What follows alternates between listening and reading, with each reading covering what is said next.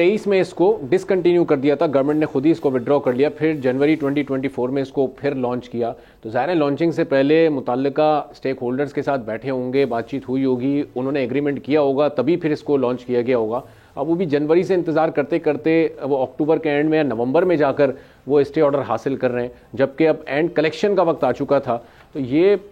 Economy کو ایک سلو کرنے والی بات ہو گئی, ایک انٹینڈڈ ایکٹ ہو گیا. اب یہ مطلب ملک کے مفاد میں بھی سوچنا چاہیے. ایک تو یہ کہ اسٹیک ہولڈر ایک تو یہ کہ نئے ٹیکس میجرز جو ہیں فرام پالیسی پرسپیکٹو وہ لگاتے ہوئے ایک گڈ پریکٹس ہے جو جس کو ہم اسٹیک ہولڈر کنسلٹیشن کہتے ہیں. اس میں گورنمنٹ ضرور سکسیسو گورنمنٹس کرتی ہیں, بات چیت کرتی ہیں, لیکن یہ بھی غلط ہوگا کہ ہم کہیں کہ ان کے کنسنٹ سے لگتا ہے.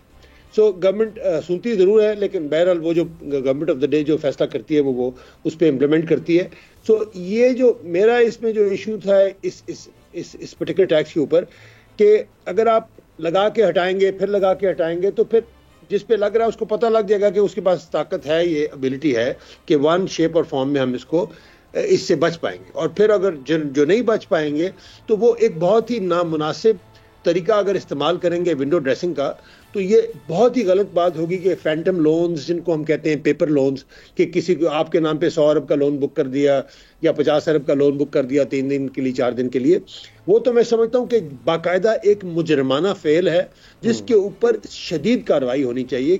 کہ لا کے انٹینٹ کو سرکموینٹ کرنے کے لیے ونڈو ڈریسنگ ٹائپ کے کام کرنا جو ہے وہ کسی بھی صورت میں مناسب یا ایکسیپٹیبل نہیں ہونا چاہیے, معیوب ہے. اور اس کے اوپر میں تو سمجھتا ہوں کہ شدید کارروائی ضرور ہونی چاہیے.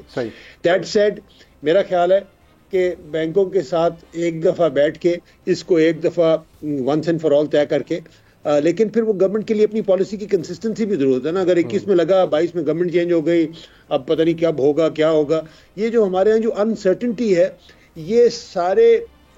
ماحول کو خراب کرنے کا سب سے بڑی وجہ ہے. اور اسی وجہ سے آپ دیکھیں کہ آپ سے پہلے بھی بات ہوئی تھی, یہ جو پی آئی اے کی پرائیویٹائزیشن کی کوشش تھی وہ جس کو ہم انگریزی میں کہتے ہیں ایک اسپیکٹیکولر فیلئر. میں اس پہ یہ نہیں کہتا کہ اس پرٹیکولر, ویسے تو اس گورنمنٹ کو ہم مانتے بھی نہیں, ہم تو ایز اے پولیٹیکل پارٹی, لیکن وہ اس کے باوجود اس کے کہ فارم 47 کی حکومت ہے, یہ ممکن نہیں تھا کہ اگر یہ 45 کی حکومت بھی ہوتی اور ایک دم اس طریقے سے پرائیویٹائز کرتی تو جو انٹرنیشنل پلیئرز ہیں وہ ایک دم جو ہے وہ اس طرح سے بی لائن لگا کے ان کا انٹرسٹ نہیں تھا, اور یہ بات پہلے سے واضح تھی. اور اس کے بعد جس طریقے سے اس کو کیا گیا, میں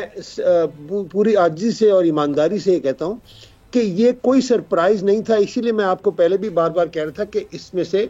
کچھ بھی نہیں نکلے گا, اور نتیجہ یہ ہوا کہ آج جو تھوڑی بہت حجاب تھا, کسر تھی,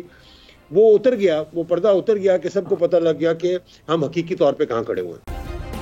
سبسکرائب کریں اور بیل دبائیں تاکہ کوئی خبر رہ نہ جائے.